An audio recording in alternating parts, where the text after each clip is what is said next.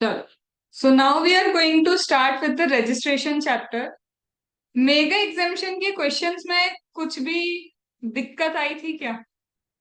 कि कुछ ऐसा हो कि जो समझ नहीं आया था? है ऐसे क्वेश्चंस? एक दो पॉइंट है। एक दो पॉइंटर है तो can you give me the PDF, ऐसे खींच के दे दो फोटो व्हाट्सएप ठीक पे। अगर एक दो है तो हम लोग व्हाट्सएप पे ही सॉल्व कर लेंगे। ठीक है। ठीक है रितिका, मेगा एग्जामिशन की कल का तुमको रिकॉर्डिंग मिल जाएगी, फिर क्वेश्चंस करके you can ask the doubts. Direct question है, वहां पे कुछ ज्यादा समझ में आया होगा ना क्वेश्चंस करके कि कुछ अलग नहीं है। डायरेक्ट डायरेक्ट है, टैक्सेबल है या नहीं है और रीजन दे दो, या फिर आरसीएम में जा रहा है तो क्यों जा रहा है। तो are you getting that linkage? Ram, have you done? Not fully madam off. But जितना किया उतना आया कि नहीं आया? Okay madam. I want to okay, revise again. I want to revise again. You have to revise the whole course again, I know that. It's not only your mega examination, you are not revising it. चलो, coming to specifically my registration chapter. आज जितना मैं crux बताऊंगी ना, crux नहीं, एक तरह से पता है, मैं ओवरऑल चैप्टर तुमको समझा दूंगी आज। बट रीडिंग हम कल करना स्टार्ट करेंगे क्योंकि आज टाइम भी कम है। तो एक घंटे में जितना मैं समझा सकती हूँ, slow and steady wins the race करके, उतना स्लो पेस पे हम पहले क्या करते हैं, रजिस्ट्रेशन को समझते हैं। रजिस्ट्रेशन का सेक्शन नंबर 22 से स्टार्टिंग होती है, जो सेक्शन कहाँ तक जाता है, सेक्शन नंबर 30 तक जाता है। ठीक है, स्पेसिफिकली मैम रजिस्ट्रेशन में अभी मैं सेक्शन वाइज नहीं चल रही। अभी कोई सेक्शन नहीं है जिंदगी में हमारे। मैं सिर्फ सारे कॉन्सेप्ट्स तुमको समझाने की कोशिश कर रही हूँ। ठीक है, ये एक पर्सन है। हाँ जी, ये पर्सन ने मैम क्या किया, ये पर्सन ने एक बिजनेस स्टार्ट किया। सिर्फ यहाँ पे ध्यान रखना, कुछ भी बुक नहीं यूज करने वाली हूँ मैं, पूरा क्रक्स सिर्फ तुमको बोर्ड पे समझा रही हूँ। So person started a business, एक पर्सन है जिस पर्सन ने भाई क्या किया है, बिजनेस स्टार्ट किया है। अब ये बिजनेस किसका स्टार्ट कर सकता है मैम? वो ये बिजनेस स्टार्ट कर सकता है या तो गुड्स का, that is supply of goods, या फिर भाई साहब बिजनेस स्टार्ट कर सकते हैं किन चीजों का मैम, सप्लाई ऑफ सर्विस। दो ही ऑप्शन है सामने, either supply of goods, either supply of service. अब जब ये भाई साहब क्या कर रहे हैं, गुड्स का सप्लाई कर रहे हैं, या फिर जब ये भाई साहब क्या कर रहे हैं, सर्विस का सप्लाई कर रहे हैं, इनके दिमाग में ना एक टेंशन सी चल रही है। क्या चल रहा है भाई? टेंशन चल रही है। किस बात की टेंशन? कब वो दिन आ जाएगा रजिस्ट्रेशन लेना पड़ जाए, अभी तो जरूरत नहीं है, बिकॉज ये just initially started the business. भाई ने अभी इनिशियली बिजनेस स्टार्ट किया है, तो ये क्या है, एक अनरजिस्टर्ड पर्सन है। Now the unregistered person is thinking कि कब ऐसा होगा कि उसको बिजनेस में रजिस्ट्रेशन लेना पड़ जाए। तो अब भाई साहब तो क्या है, कंफ्यूज है, इन्हें कुछ समझ आ नहीं रहा। तो ये समझने किसी ना किसी के पास तो जाएंगे जाएंगे जाएंगे समझने के लिए। ठीक है, तो किसके पास पहुंचे ये? ऑब्वियसली किसी चार्टेड अकाउंटेंट के पास चले गए कि भाई तुम बताओ हमको कि हमको रजिस्ट्रेशन लेना कब पड़ेगा। तो ये बड़े बड़े चश्मों के साथ हमारे चार्टेड अकाउंटेंट बैठे हुए हैं। ठीक है, तो अब ये बोल रहा है कि मुझे बताओ कब मुझे रजिस्ट्रेशन लेना पड़ेगा।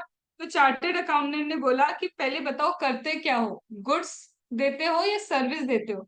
तो सबसे पहले इसने बोला क्या, केस नंबर ए, कि मैं क्या करता हूँ, गुड्स का सप्लाई करता हूँ। मैं क्या करता हूँ, गुड्स का सप्लाई करता हूँ। तो चार्टेड अकाउंटेंट ने उसको समझाया, देखो कई जगह तुमको 10 लाख रुपीस की लिमिट लगेगी, कि जैसे ही तुम्हारा टर्नओवर क्रॉस हुआ 10 लाख रुपीस, तुमको रजिस्ट्रेशन के लिए तुम लाइबल हो जाओ।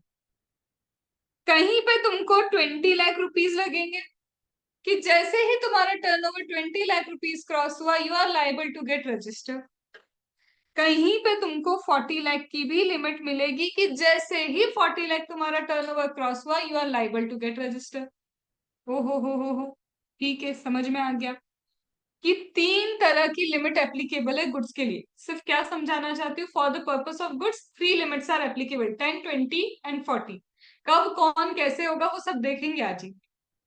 फिर मैम जैसे ही आप बात करते हो किसकी, हम बात करते हैं अगर सर्विस की।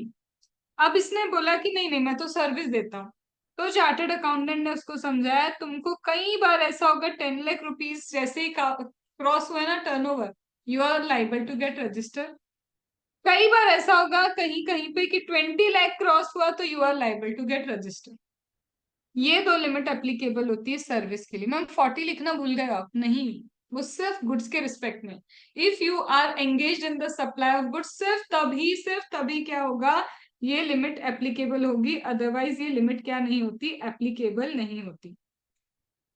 क्या यहाँ तक समझ में है कि गुड्स के रिस्पेक्ट में 3 लिमिट है, सर्विस के रिस्पेक्ट में 2 लिमिट है। बट मैम ये लिमिट क्या है, किस चीज की लिमिट है? आप लिमिट लिमिट तो कर रहे हो, ये तो बताओ क्या लिमिट? एग्रीगेट टर्नओवर की लिमिट है। ये क्या है आपका? Aggregate turnover. Ma'am what do you mean by aggregate turnover? ये क्या होता है भाई एग्रीगेट टर्नओवर, ये तो समझाओ मैम। समझ रहे तो सब धीरे धीरे समझेंगे। तो मैंने एक टर्मिनोलॉजी बोली तुमको कि एग्रीगेट टर्नओवर तुम्हारा कुछ जगहों पे अगर 10 क्रॉस हुआ, कुछ जगहों पे 20, कुछ जगहों पे 40 क्रॉस हुआ, then you are liable to get register. और कुछ जगहों पे सर्विस के केस में तो भाई 10 एंड 20 ही है and you are liable to get register. ठीक है। अब ये बोल रहा है कि देखो मेरे को कुछ समझ नहीं आ रहा, एग्रीगेट टर्नओवर भी समझाओ चार्टर्ड अकाउंटेंट साहब, और ये भी समझा दो कि ये 10 20 40 कहाँ लगता है। तो कॉन्सेप्ट नंबर 1, सबसे पहले what do you mean by aggregate turnover? Ma'am आपकी नजर में एग्रीगेट टर्नओवर क्या होता है? एग्रीगेट मतलब पूरा टोटल कर लो टर्नओवर को, पूरा टर्नओवर तुम्हारा टोटल करो, मतलब चाहे आप टैक्सेबल सप्लाई करते हो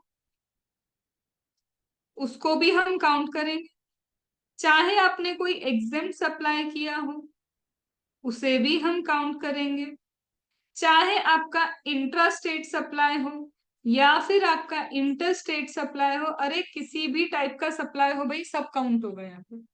चाहे आपने जीरो रेटेड सप्लाई किया हो, नाम तो सुना है ना जीरो रेटेड सप्लाई, चाहे आपने जीरो रेटेड सप्लाई किया हो, चाहे आप एक्सपोर्ट कर रहे हो, किसी भी नाम से बोलो, सभी के सभी यहाँ पे क्या होंगे, काउंट होंगे। चाहे फिर फॉरवर्ड चार्ज मैकेनिज्म का सप्लाई हो या रिवर्स चार्ज मैकेनिज्म का सप्लाई हो, सप्लाई बोल रही हो, सप्लाई चाहे फॉरवर्ड चार्ज मैकेनिज्म का हो या सप्लाई क्या हो, रिवर्स चार्ज मैकेनिज्म का हो, किसी भी टाइप का सप्लाई किया हो आपने, सब काउंट होगा। लेकिन क्या काउंट नहीं होगा, ये सब तो आप ऐड करोगे, ऐड ऐड ऐड, बट क्या ऐड नहीं करोगे? क्या है ऐसा जो आप नहीं चाहोगे कि एग्रीगेट टर्नओवर में है? तो बोलते हैं जीएसटी, हमने बोला था ना, सीजीएसटी, एसजीएसटी, यूटीजीएसटी, मतलब सीधा जीएसटी का जो भी कंपोनेंट है, हम जानते हैं ये वैल्यू ऑफ सप्लाई का पार्ट ही नहीं बनता है। तो जो चीज वैल्यू ऑफ सप्लाई का पार्ट नहीं बनेगी वो टर्नओवर का पार्ट कैसे बनेगी? तो जीएसटी के कंपोनेंट्स आप नहीं ले सकते। और अगर आपने कोई इनवर्ट सप्लाई लिया है, मतलब आपने परचेस किया है, ऐसा परचेस जिसपे आपको रिवर्स चार्ज मैकेनिज्म में टैक्स पे करना पड़ रहा है, ऐसा परचेस जिसमें आपको रिवर्स चार्ज मैकेनिज्म में पेमेंट करना पड़ रहा है, ये परचेस है, ये सेल्स नहीं है। सेल इंक्लूड होगा यहाँ पे, सारा सप्लाई इंक्लूड होगा। क्या इंक्लूड नहीं होगा मैम? ये दो चीजें इंक्लूड नहीं होगी। ये है आपका क्या, टोटल टर्नओवर निकालना। अब सपोज ये टर्नओवर कहाँ का है, आप महाराष्ट्र में भी रजिस्टर्ड है, आप एमपी में भी रजिस्टर्ड है, आप यूपी में भी रजिस्टर्ड है। एक जगह का टर्नओवर ऐसे कैलकुलेट होगा, मध्य प्रदेश के लिए आप अलग से कैलकुलेट करोगे, यूपी के लिए ये टर्नओवर अलग से कैलकुलेट होगा। स्टेट वाइज टर्नओवर कैलकुलेट करके सारे टर्नओवर को जब आप ऐड कर देते हो तो ये क्या बनता है आपका, एग्रीगेट टर्नओवर। अंडरस्टूड? तो मैम ये सभी स्टेट का हम टोटल करेंगे, बिल्कुल आप सारे स्टेट्स का क्या करोगे, टर्नओवर टोटल करोगे, लेकिन एक शर्त है, कब ये टर्नओवर टोटल होगा, जब पेन नंबर सेम होगा। तो सेम पेन वाले सारे रजिस्ट्रेशन जो होंगे ना आपके, सेम पेन के सारे रजिस्ट्रेशन जो होंगे, उसमें जो टर्नओवर होगा वो टर्नओवर आपका सबका टोटल होगा, और वो टर्नओवर ये सब चीजों से मिलके बना हुआ होता है। तो यहाँ पे सेम पेन में आपने क्या लिया है, रजिस्ट्रेशन लिया है, तो सेम पैन का रजिस्ट्रेशन जो डिफरेंट स्टेट्स में है वो क्या हो जाएगा? सेम पैन का रजिस्ट्रेशन जो डिफरेंट स्टेट्स में है वो सब क्या हो जाएगा? टोटल होगा, और वो बनाता है आपका एग्रीगेट टर्नओवर। इसी को क्या बोलते हैं हम? एग्रीगेट टर्नओवर बोलते हैं। डन? ठीक है, चलो अब आगे आ गए और आगे। तो अच्छा, इसको बोलते हैं एग्रीगेट टर्नओवर? हाँ, इसे बोलते हैं एग्रीगेट टर्नओवर। अगर ये एग्रीगेट टर्नओवर आपका क्या होता है? क्रॉस होता है। कितना क्रॉस होता है? कुछ जगह पे 10 लाख, कुछ जगह पे 20 लाख, और कुछ जगहों पे 40 लाख अगर क्रॉस होता है। 40 lakh is only in respect of goods, service के लिए नहीं है। बट 10 लाख गुड्स के लिए भी है, 10 लाख सर्विस के लिए भी है। तो यहाँ पे भी 20 लाख भी गुड्स के लिए भी है, और साथ में क्या है? सर्विस के लिए भी है।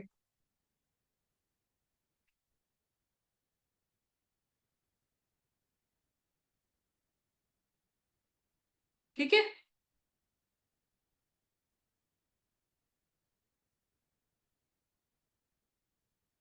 चलो अब मैम ये 10 कहाँ पे है? तो 10 के लिए मैंने लिखा है m²NT।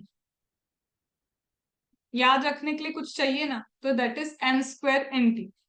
मैम 20 लाख के लिए क्या लिख रहे हो? पैम, ठीक है, पैम आंटी। कहाँ गई पैम आंटी तेल लेने? कहाँ गई? यूएस गई। तो पैम आंटी तेल लेने के लिए कहाँ चली गई? यूएस चली गई। समझेंगे इसका पैम आंटी का भी क्या लॉजिक है, सब समझेंगे। और यहाँ पे 40 लाख में क्या है? जो है वो है, जो है, है, जो है। 40 लाख जो है। तो ये क्या समझाना चाह रहे हो? कि तुमको याद रखना पड़ेगा ना, 10 लाख किन स्टेट्स के लिए, 20 लाख किन स्टेट्स के लिए, 40 लाख किन स्टेट्स के लिए। तो अब देखो, हमको चाहिए 10 लाख रुपए की मनी।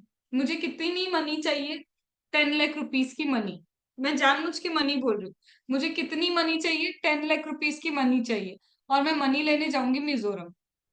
ठीक है, तो इसका मतलब क्या चाहिए मैम आपको? मनी, मणिपुर। कितना? 10 लाख। 10 लाख रुपीस, समझ रहे हो? This is 10 lakh Manipur. तो 10 लाख मणिपुर पे एप्लीकेबल है। मनी लेने कहाँ जा रहे हैं हम? मिजोरम। ठीक है, मनी लेने कहाँ जा रहे हैं हम? मिजोरम। तो मणिपुर, मिजोरम, त्रिपुरा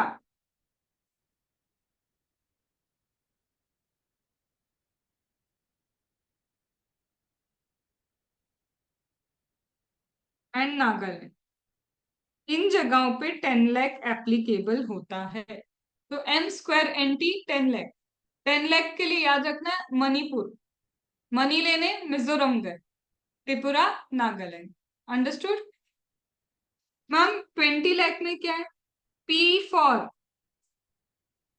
पुदुचेरी, A फॉर, ए ये दिख रहा है यहाँ पे बहुत बड़ा सा कुछ लिखा हुआ है, तो बड़ा है मतलब अरुणाचल प्रदेश। नाम बड़ा है ना, तो यहाँ पे क्या आएगा? अरुणाचल प्रदेश। ऐसा क्यों बोल रहे हो, अभी समझ में आएगा। तो पैम, PAM, एम से क्या बचा हमारा? मणिपुर, मिजोरम, मेघालय। यहाँ मणिपुर हो गया, मैं मिजोरम हो गया, ये हो गया मेघालय। तो पैम आंटी कहाँ गई? पैम आंटी तेल लेने गई, मतलब कहाँ गई? तेलंगाना। ठीक है, U for Uttarakhand, and S for Sikkim. ठीक है, तो ये हो गया पैम आंटी तेल लेने कहाँ गई? यूएस गई। तो इससे पता चलेगा 20 लाख कहाँ पे एप्लीकेबल है। Understood? This is a mnemonic. तो जो है मैम, जो है वो है, क्या है? जो है। J for Jammu and Kashmir, O for other states, H for Himachal प्रदेश,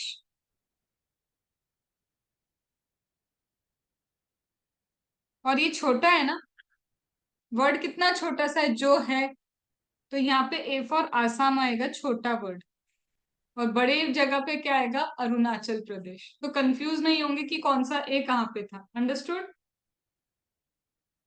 तो ये है तुम्हारा, अगर एग्रीगेट टर्नओवर तुम्हारे एम स्क्वायर एनटी में क्रॉस हुआ 10 लाख, तो you are liable to get register. अगर पैम एनटी वाले में क्या हुआ, तो 20 लाख क्रॉस हुआ, then you are liable to get register. और मैम यहाँ पे जो है मैं बोल रहे हैं कि अगर सिर्फ और सिर्फ गुड्स का सप्लाई करते हो, सिर्फ और सिर्फ गुड्स का सप्लाई करते हो, और वो गुड्स का सप्लाई भी इंट्रा स्टेट सप्लाई होना चाहिए, इंटर नहीं। इन गुड्स को अगर आप इंट्रा स्टेट सप्लाई करते हो तो 40 लाख की लिमिट एप्लीकेबल है। अंडरस्टूड? यहां तक ओके है? चलो, तो इसका मतलब इन भाई बंधु को तो एक चीज समझा दी भाई, सुन, अगर तुम्हारा या तो कहीं पे 10 लाख, यहाँ पे कहीं पे 20 लाख, यहाँ पे कहीं पे 40 लाख टर्नओवर अगर क्रॉस हुआ, एज द केस में भी डिपेंडिंग ऑन योर बिजनेस, तो ऐसे टर्नओवर निकालना। सेम पेन की जितने भी जगह हो तुम, सब जगह का क्या करना, टर्नओवर टोटल कर लेना, कि महाराष्ट्र में भी काम कर रहे हो, मिजोरम में भी काम कर रहे हो, यूपी में भी, जितनी जगह पे क्या हो काम कर रहे हो, सब जगह का टोटल करके देख लेना कि एग्रीगेट क्रॉस हो गया तुम्हारा। अगर एग्रीगेट तुम्हारा क्रॉस हो गया है, चलो एक ही जगह से काम कर रहे हैं मैम, हम तो सिर्फ महाराष्ट्र में ही काम कर रहे हैं, तो महाराष्ट्र का पूरा टर्नओवर निकाल लो। अगर ये क्रॉस हो गया है तो you are liable to get register. ठीक है? अब यहां तक अपने ने कि समझ लिया एग्रीगेट टर्नओवर और उसकी लिमिट कौन सी कहाँ पे लगती है। बट मैम, हमेशा ऐसा जरूरी है क्या कि एग्रीगेट टर्नओवर क्रॉस होगा तभी हमें रजिस्ट्रेशन लेना पड़ेगा? नहीं। ये बात तो तब होती है जब आप सेक्शन नंबर मैम 22 की बात कर रहे हो, कि when a person is liable to get registered, जब उसका थ्रेशोल्ड लिमिट क्या होता है, क्रॉस होता है। कई बार जिंदगी में चार्टर्ड अकाउंटेंट ने समझाया उसको कि कई बार ऐसा होगा कि तेरे को जबरदस्ती क्या लेना पड़ेगा, रजिस्ट्रेशन लेना ही पड़ेगा, इरिस्पेक्टिव ऑफ योर लिमिट। भले ही लिमिट क्रॉस नहीं हुई होगी, कोई लिमिट क्रॉस नहीं हुई, कुछ नहीं हुआ, but still you are liable to get register, अगर एक सिंगल भी ऐसा ट्रांजेक्शन कर लिया जो कंपलसरी रजिस्ट्रेशन में, जैसे बता देते उसको, जैसे कैसे, तो उसको बताया, देखो, अगर एक भी ट्रांजैक्शन ऐसा किया है जो रिवर्स चार्ज मैकेनिज्म में आता है, मतलब तुमने परचेस किया है कुछ, और जो तुमने परचेस किया उसके लिए तुमको रिवर्स चार्ज मैकेनिज्म में पेमेंट करना पड़ रहा है, तो भैया कंपलसरी रजिस्ट्रेशन। या फिर तुम एक भी इंटरस्टेट सप्लाई करो, एक भी क्या करो, इंटरस्टेट सप्लाई करो, किसका, एक भी इंटरस्टेट सप्लाई करेंगे अगर आप गुड्स का, क्योंकि सर्विस में तो याद करो 20 लाख की लिमिट इंटरस्टेट में भी है, तो एक भी इंटरस्टेट सप्लाई करोगे गुड्स का, then you are liable to get register except service.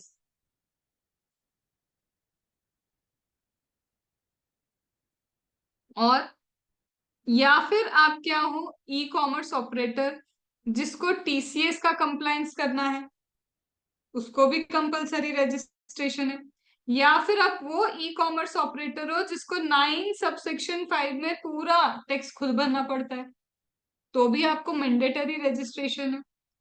या फिर आप टीडीएस का कंप्लायंस करने वाले हो सेक्शन नंबर 52 में, तो भी आपको मैंडेटरी रजिस्ट्रेशन लेना है। या फिर क्या है, आप आईएसडी हैं, इनपुट सर्विस डिस्ट्रीब्यूटर हैं, तो भी आपको क्या लेना है, मैंडेटरी रजिस्ट्रेशन लेना है। तो यहाँ पे ना इन्होंने कुछ क्या बता के रखे, ऐसी चीजें बताई हैं जिसके कारण आपको मैंडेटरी रजिस्ट्रेशन लेना, इररिस्पेक्टिव ऑफ द लिमिट। हम लिमिट नहीं देखने वाले यहाँ पे। अंडरस्टूड? इतना आया? तो इसका मतलब मैं तुम्हें क्या समझा रही हूँ क्रक्स के थ्रू, कुछ जगह तो थ्रेशोल्ड लिमिट क्रॉस होगी, कुछ जगह लिमिट क्रॉस नहीं होगी, बट फिर भी you are liable to get register because of one of the transaction that you have done, that is liable for mandatory registration. तो फिर लिमिट गई क्या लेने, पैमंटी की तरह तेल तेल लेने, फिर लिमिट नहीं देखेंगे अपन। ठीक है, डन। ठीक है मैम। अब कुछ लोगों को मैंडेटरी कर दिया, कुछ लोगों को बोला लिमिट क्रॉस करो, वहीं फिर इसको समझाया, भाई सुन एक और चीज तेरे को समझा दे, एक और सेक्शन है। अब कौन सा सेक्शन, सेक्शन नंबर 23। पता है ये सेक्शन क्या बोलता है, वो कौन लोग हैं जिनको लेना ही नहीं है registration, not liable to get registered. ये वो लोग हैं जिनको रजिस्ट्रेशन ही लेने की जरूरत नहीं है। मतलब गवर्नमेंट अच्छी है, थोड़ी तो अच्छी है।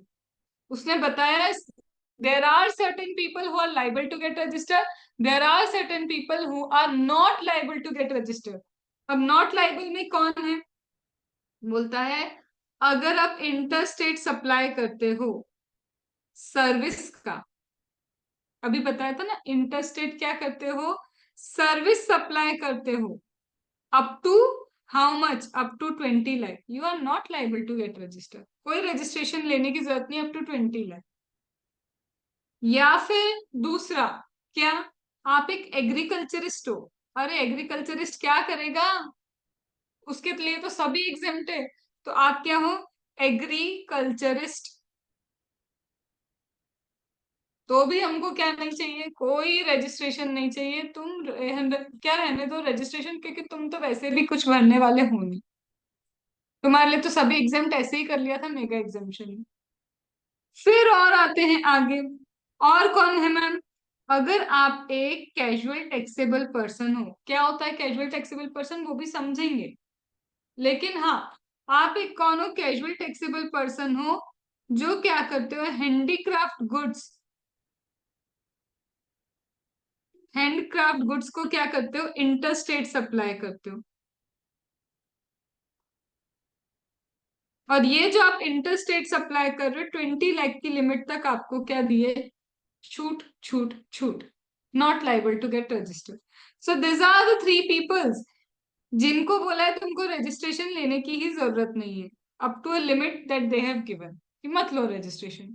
तो 22 क्या बोलता है, when limit cross then you are liable to get register. 23 बोलता है not liable to get register. 24 बोलता है कंपल्सरी रजिस्ट्रेशन, कि रजिस्ट्रेशन लेना पड़ेगा, अब तो जेल में आना पड़ेगा। अंडरस्टूड। अब कुछ और फैक्ट समझ लिए जाए। अब यहाँ पे क्या लिखा है, अच्छे से समझना मेरी बात। मैम हमारा ना बिजनेस महाराष्ट्र में भी चल रहा है, बहुत अच्छी बात। हमारा बिजनेस यूपी में भी चल रहा है, अरे बहुत ही अच्छी बात। मैम हमारा बिजनेस एमपी में भी चल रहा है, वाह भाई वाह। मतलब हर जगह से तुम थोड़ा थोड़ा बिजनेस तो कर ही रहे हो, ठीक है। अब यहाँ पे अगर हम बात करें स्पेसिफिकली महाराष्ट्र की, तो मैम महाराष्ट्र में मेरा टर्नओवर इस बार पहुंचा है 7 लाख। टर्नओवर महाराष्ट्र में कितना पहुंचा, 7 लाख। मैम टर्नओवर यूपी में कितना पहुंचा है, 5 लाख, ठीक है। और टर्नओवर मैम एमपी में कितना पहुंचा है, मान के चलो आप एमपी में 9 लाख रुपीस का टर्नओवर पहुंचा। अब मेरे को बताओ महाराष्ट्र, यूपी, एमपी, मैं ये नहीं बोल रही कि एक्सक्लूसिवली गुड्स ही दे रहे हैं, मैं नहीं बोल रही हूँ कि ये एक्सक्लूसिवली गुड्स दे रहे हैं, जब ये एक्सक्लूसिवली गुड्स देंगे तब 40 लाख का लिमिट लगाओ। तो अभी के लिए मान के चलते 20 लाख की लिमिट है। तो एक चीज बताओ, क्या महाराष्ट्र भी अदर स्टेट्स में है, जो है वो है, याद आ रहा है, वो अदर स्टेट्स आता है। यूपी पढ़ा था कि एम स्क्वायर एंटी या पैमेंटी ट्रेवल, नहीं। मैम एमपी नहीं पढ़ा, मतलब ये सारी की सारी अदर स्टेट्स हैं।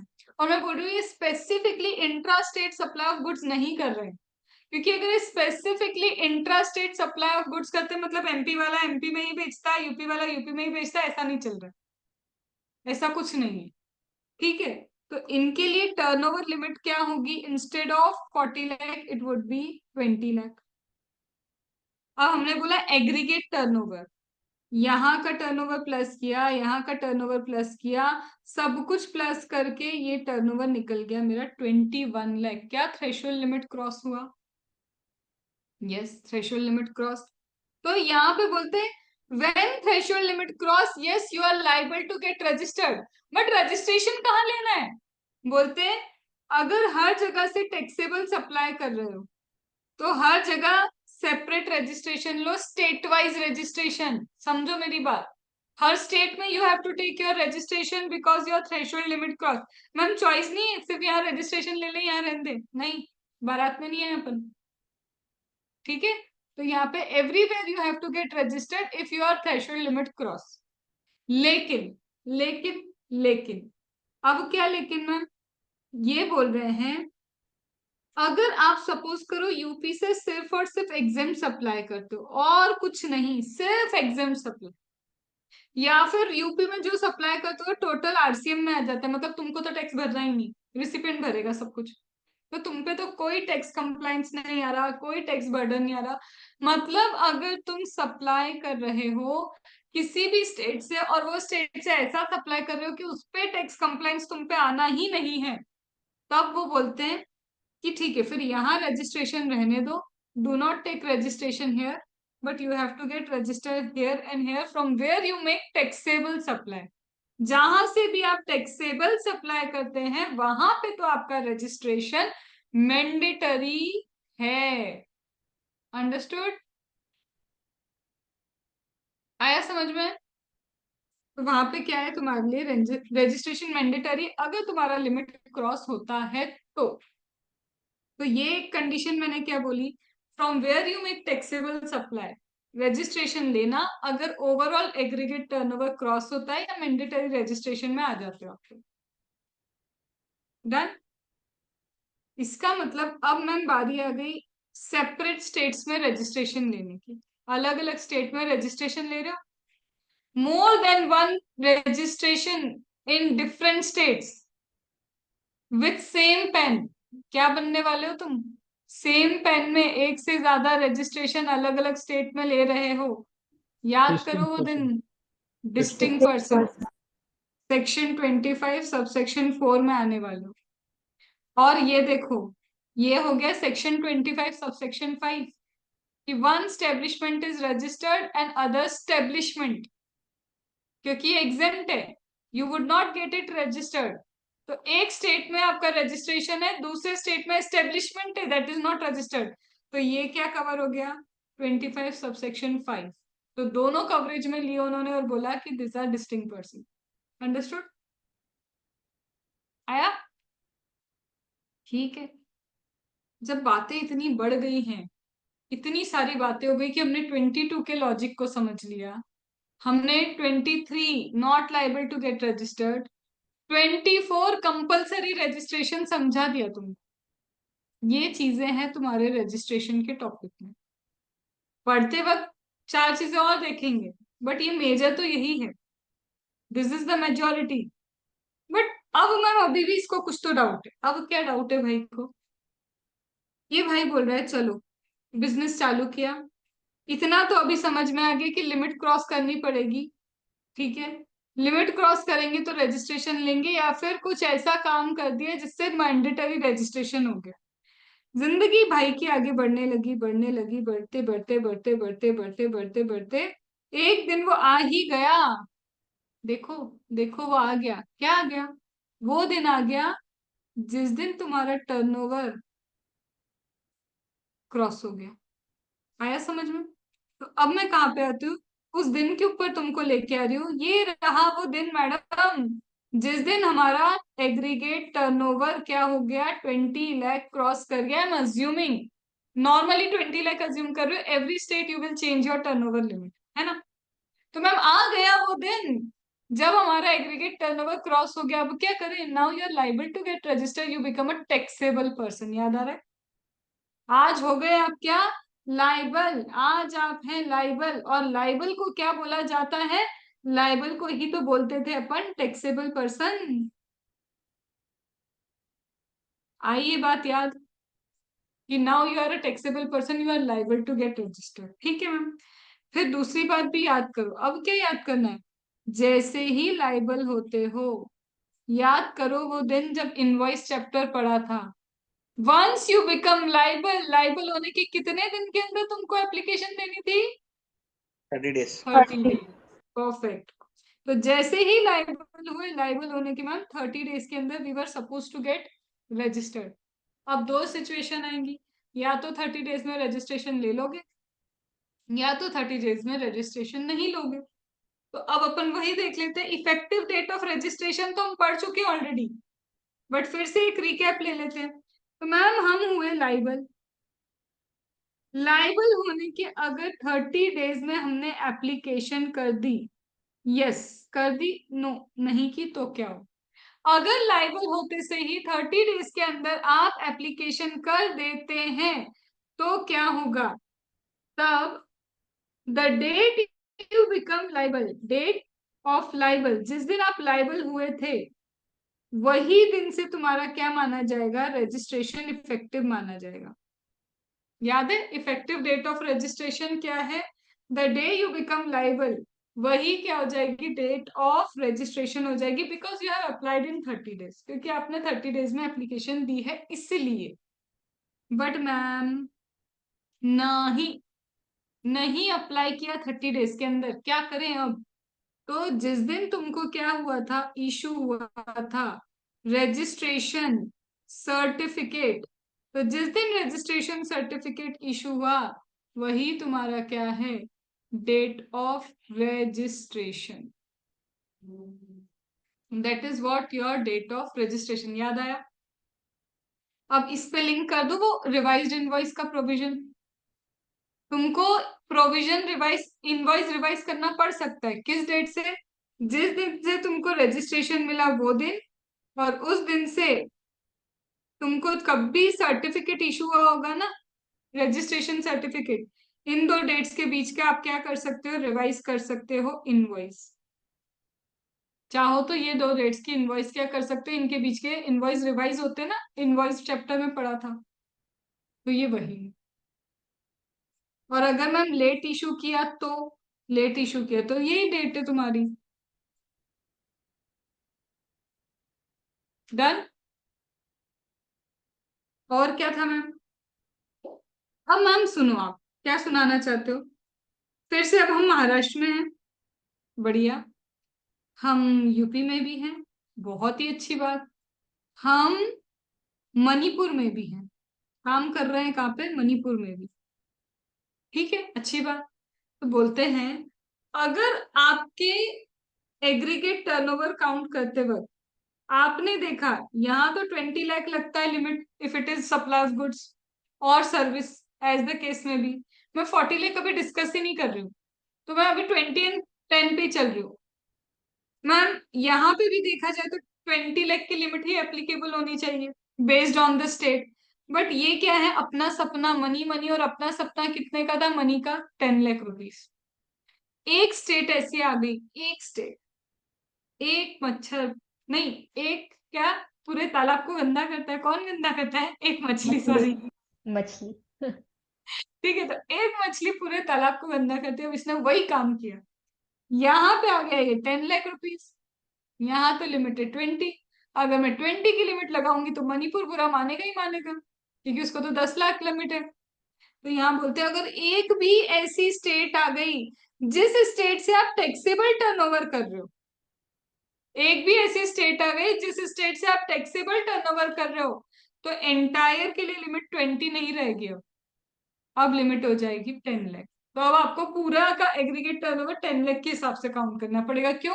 क्योंकि एक लोअर लिमिट वाली स्टेट आ गई बीच में। अंडरस्टूड? लेकिन मैम मणिपुर में अगर एग्जाम सप्लाई हो रहा होता तो कोई इम्पैक्ट तो आना ही नहीं था, क्योंकि यहाँ तो वैसे भी रजिस्ट्रेशन की जरूरत नहीं थी। तब again you will get 20 lakh की limit for everyone. Understood? Logic समझ में आया?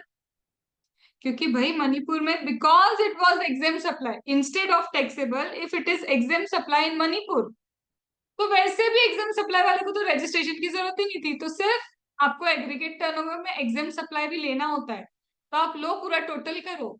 बट इस बार 20 लाख की लिमिट ही रहेगी। बट अगर मणिपुर में टैक्सेबल सप्लाई होता तो सबकी लिमिट क्या हो जाती? 10 लाख हो जाती। ये अच्छा पॉइंट है, याद रखना। ठीक है, ठीक है मैम, आगे बढ़े। हाँ, यही करना है अब। फिर से हमारे कंफ्यूजन लाल कहाँ है ये चिंतामणि? क्या चिंता करने बैठे अब ये चिंतामणि को फिर चिंता हुई। किस बात की चिंता? आपने बोल तो दिया मैडम कि हमको क्या करना है, ऐसे ऐसे होगा तो रजिस्ट्रेशन ले लेना, वैसे वैसे होगा तो रजिस्ट्रेशन ले लेना। ये भाई को कंफ्यूजन पता है किस बात का है?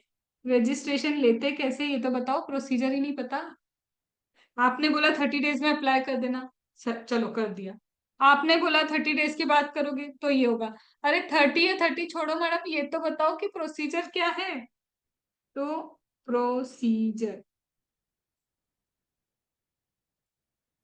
क्या डिस्कस कर रहे हैं? प्रोसीजर तुम्हें पता भी नहीं है, मैं पूरा चैप्टर डिस्कस करवा रही हूँ। जब मैं रीडिंग करूंगी ना यही सब वापस आने वाला है। It is entire chapter we are discussing just with the flow. ठीक है, तो एक एक चीज को समझो अच्छे से। अब मैम प्रोसीजर क्या ही कह लेगा, तो प्रोसीजर कहता है दो चीजें। क्या चीजें? दो चीजें। एक बोलता है कि सबसे पहले तो आपको पार्ट ए का कंप्लायंस करना होगा। पार्ट ए में क्या करना है भाई? तुमको भी पता है, हमको भी पता है। क्या पता है? कि जब भी तुम्हें रजिस्ट्रेशन लेना होगा मैंडेटरी मैंडेटरी क्या देना पड़ेगा? पैन नंबर तो देना पड़ेगा, पैन बेस्ड रजिस्ट्रेशन है। अब ये पेन को करेंगे वो वेरीफाई कि सही है ना, तुम्हारा ही पेन है कि नहीं। उसको वेरीफाई करने के लिए क्या भेजेंगे? ओटीपी। ओटीपी कहाँ आएगा? तुम्हारे मोबाइल नंबर पे। तो मोबाइल नंबर भी तो दोगे ना, तभी तो ओटीपी भेज पाएगा बेचारा। और साथ में ओटीपी आएगा ईमेल आईडी पे, तो ईमेल आईडी भी दोगे तभी तो क्या आएगा? ओटीपी आएगा। तो पार्ट ए में पेन नंबर दोगे, पार्ट ए में मोबाइल नंबर दोगे, पार्ट ए में क्या दोगे? तुम्हारा ईमेल आईडी भी देना पड़ेगा। अब दे दिया, क्या करेगा वो? कहाँ रजिस्ट्रेशन करे तुम्हारा? पूरे इंडिया में? स्टेट तो बता दो भाई, स्टेट क्या है तुम्हारी, किस स्टेट में रजिस्ट्रेशन चाहिए? तो पार्ट ए में ये चार चीजें जाती हैं। ओटीपी वो भेजेंगे, लेकिन तुमको ये चार डिटेल देनी पड़ेगी कि इस स्टेट में इस पेन नंबर के नाम से मुझे रजिस्ट्रेशन चाहिए। अंडरस्टूड? डन? मैम ये ओटीपी ओटीपी आई, इसके बाद तुमको मिलेगा एक टेम्पररी रेफरेंस नंबर। भाई क्या हो गया? ये टेम्पररी ना रेफरेंस ना नंबर।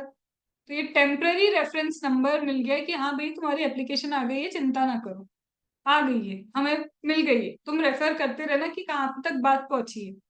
ठीक है, तो मैम ये जो टेम्पररी रेफरेंस नंबर दिया गया है इसके बेस पे अब आप पार्ट बी पे जाएंगे। अब पार्ट बी में आपको क्या करना है? ये बोलते हैं पार्ट बी में आपको पेन नंबर तो आपका हो गया, वेरीफाई हो गया। अब आपको देना पड़ेगा अपना आधार।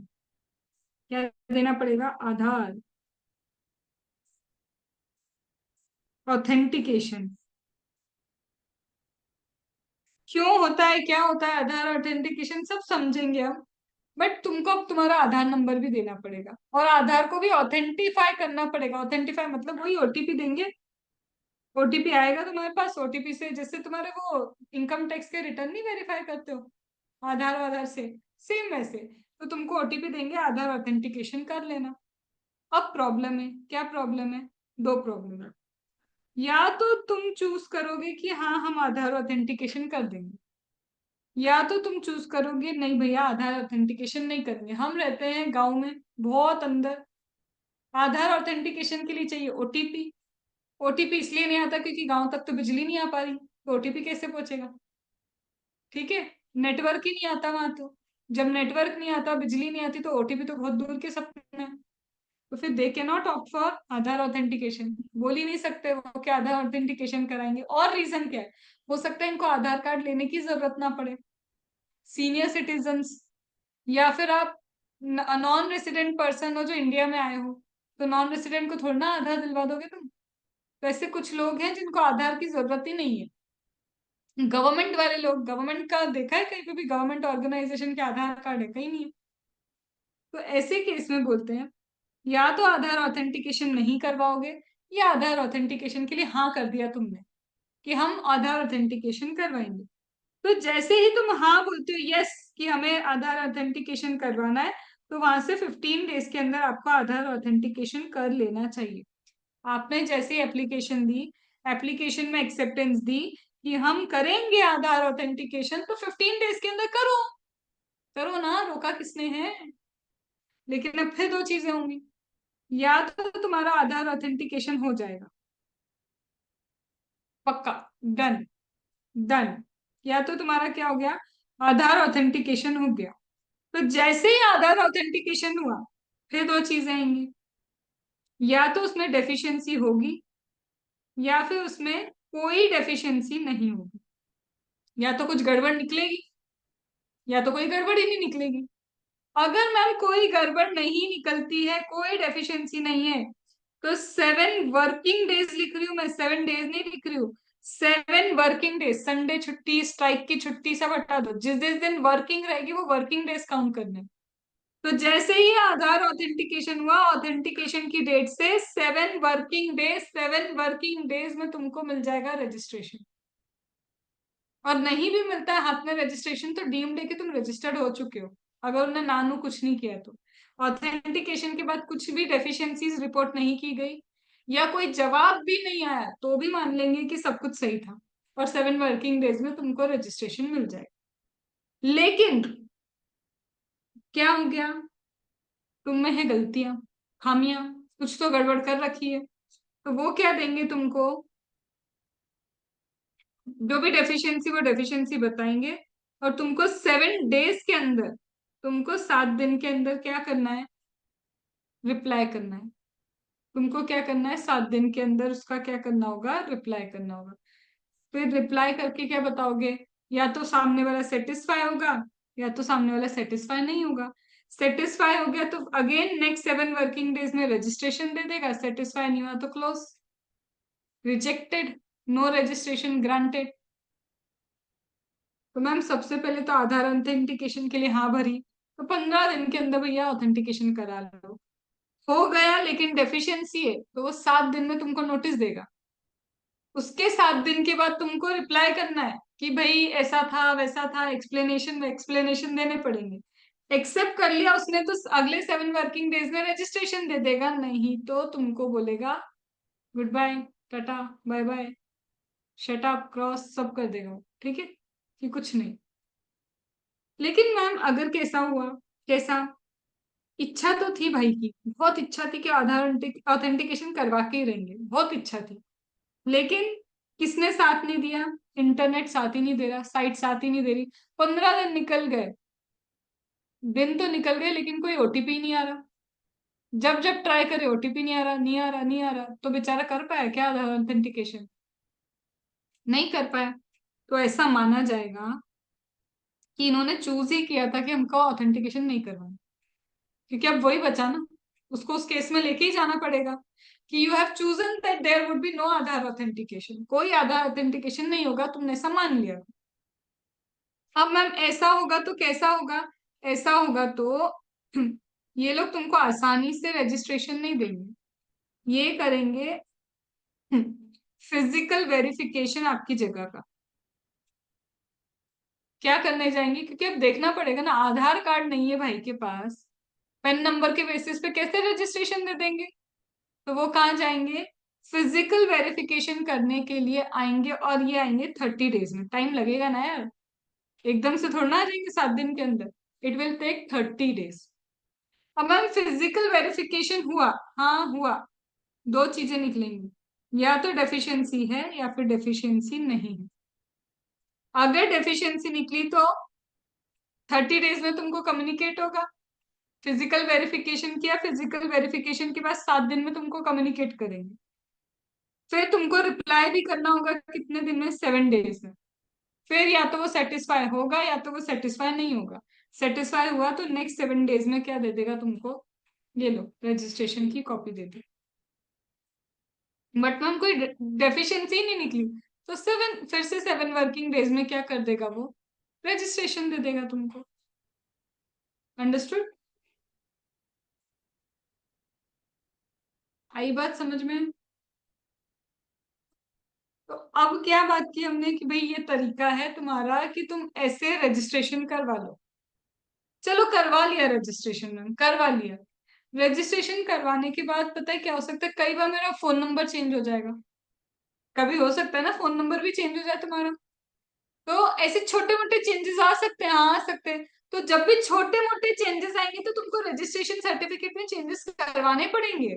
When there are non core amendments, when there are non core amendments मतलब मोबाइल नंबर चेंज हो गया, ईमेल आईडी चेंज हो गया, तो इसके लिए पूरे ये बैठक नहीं बैठेगी फिर से इतनी बड़ी। यहाँ पे क्या बोला जाएगा, इन सच अ केस अगर आपके नॉन कोर चेंजेस हैं तो सिंपल आप क्या करो, साइट पे डाल दो ये चेंज हुआ है, आपके अमेंडमेंट हो जाएंगे। कोई यहाँ पे इतना बड़ा फ्लो चार्ट नहीं चलेगा फिर।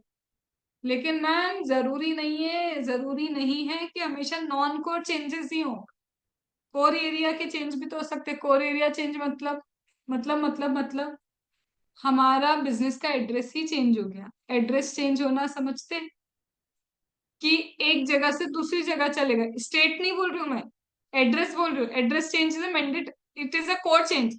फिजिकल वेरिफिकेशन करके तो तुमको एड्रेस वो दिया था हमने, क्या दिया था, रजिस्ट्रेशन।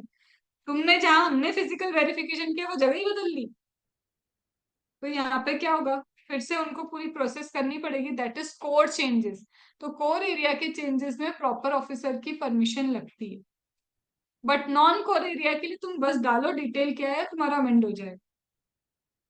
बट मैम अगर पेन नंबर ही चेंज हो गया तो हो सकता है मेरा पेन नंबर चेंज हो जाए, हो सकता है मेरी स्टेट ही चेंज हो जाए, हो सकता है पेन नंबर चेंज हो जाए, हो सकता है स्टेट ही चेंज हो जाए, तब रजिस्ट्रेशन ही फ्रेश लेना पड़ेगा। तो तीन चीजें बोल रही हूँ मैं, non core area change, no permission needed, changes आ जाएंगे। Core area change, proper officer की permission is needed for the amendment. But ma'am अगर ये स्टेट चेंज हो गई है, पैन कार्ड ही चेंज हो गया, नंबर ही चेंज हो गया पैन नंबर, तो फिर रजिस्ट्रेशन भी फ्रेश लेना पड़ेगा। तो are you getting this three condition?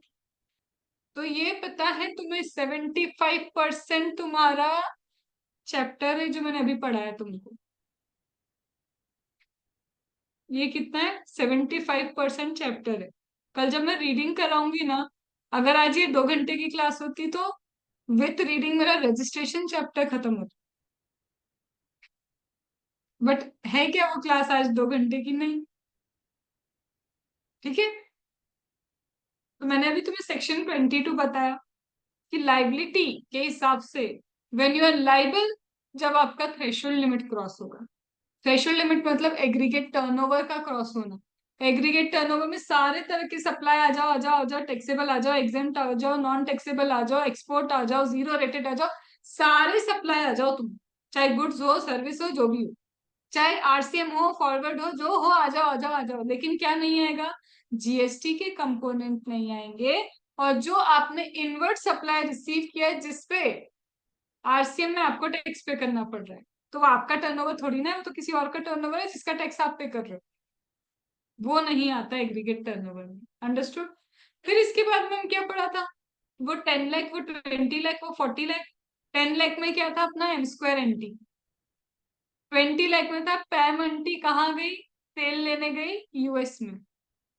और फिर हमारा लास्ट ईयर 40 जो है वो है 40 लाख है। ठीक है, याद आया? J for Jammu and Kashmir, O for other state, H for Himachal Pradesh, और क्या है, आसाम। वो पैम आंटी वाला क्या था, P for Puducherry, A for बड़ा है, ए बड़ा है, Arunachal Pradesh. M for, ma'am वहां पे मणिपुर कवर हुआ और मनी लेने मिजोरम गए थे, तो यहाँ मेघालय ही बचा अपना। ठीक है, फिर तेल लेने मतलब तेल फॉर तेलंगाना। ठीक है, फिर यू फॉर उत्तराखंड और एस फॉर सिक्किम, इन सब में लगता है 20 लाख, तो बचा M square N T. Money लेने गए Mizoram, Tripura and Nagaland, that are 10 lakh.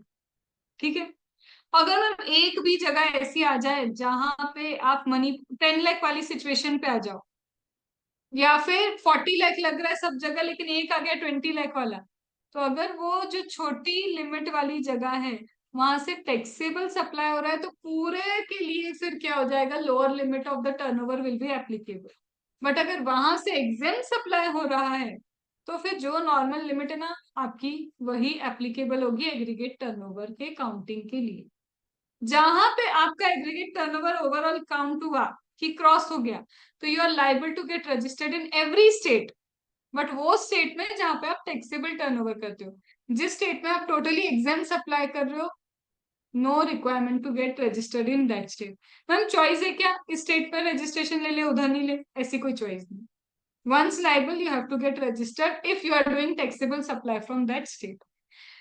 Ma'am कुछ जगहों पे 22 बताया तो कुछ जगहों पे 23 बताया कि आपको रजिस्ट्रेशन ही नहीं लेना, जैसे एग्रीकल्चर था, सर्विस वाला पार्ट था, और हैंडीक्राफ्ट गुड्स 20 लाख तक you do not need to get registered. और कुछ जगह पे तो मैंडेटरी रजिस्ट्रेशन है, जैसे आरसीएम, जैसे आपका इंटरस्टेट सप्लाई ऑफ गुड्स, जैसे हो गया ई कॉमर्स ऑपरेटर, जैसे हो गया टीडीएस, जैसे हो गया टीसीएस, जैसे हो गया आईएसडी। इन सबको तो भैया लेना ही पड़ेगा, रजिस्ट्रेशन ऑप्शन ही नहीं है इनके लिए। फिर इसके बाद मैम 24 भी हो गया। 25 क्या था, प्रोसीजर समझा दो। तो प्रोसीजर दो पार्ट में, पार्ट ए और एक पार्ट बी। लेकिन जो भी होगा पैन नंबर पहले ही देना पड़ेगा, ईमेल आईडी देनी पड़ेगी, मोबाइल नंबर देना पड़ेगा, स्टेट बतानी पड़ेगी। फिर पार्ट बी पे आ सकते हो जब टेम्पररी रेफरेंस नंबर आपको मिल जाता है। अंडरस्टूड? 3 तरह के अमेंडमेंट है, कोर, नॉन कोर, या फिर फ्रेश रजिस्ट्रेशन ही लेना पड़ जाएगा। फ्रेश कब लोगे, जब पैन नंबर चेंज होता है या आपकी स्टेट ही चेंज हो जाती है। कोर अमेंडमेंट है तो प्रॉपर ऑफिसर की permission is needed. Non core में अमेंड हो जाता है, कोई परमिशन की नीड नहीं। आपका आज का टारगेट क्या है, इतने की रीडिंग करके रखनी। रजिस्ट्रेशन में सेक्शन नंबर 25 तक you have to do reading, ठीक है? क्योंकि बचा क्या है मैं बताऊं तुमको, सिर्फ बचा है मेरा सस्पेंशन एंड कैंसलेशन वाला टॉपिक। मैं अगर आज चाहती तो आधे घंटे और लेके वो सस्पेंशन और वो भी समझा के सिर्फ रीडिंग करती, ठीक है? तो आज क्या करना है, सिर्फ सेक्शन 25 तक you have to do the reading. कुछ कुछ पॉइंटर्स है, फिर हम क्या करते जाएंगे, जब तुम्हारी रीडिंग हो जाएगी तो मेरे लिए कल समझाना और इजी हो जाए, ठीक है? चलो, and what ever doubt you have for the mega examination group में शेयर कर दो। तो आज की क्लास फिर इतनी रखते हैं, क्योंकि एब्सेंटीज भी हैं और कुछ लोगों को काम भी है भैया, प्रोजेक्ट वोजेक्ट के बारे में बातें हो रही है आजकल, ठीक है? तो बड़े बड़े प्रोजेक्ट हैंडल हो रहे हैं।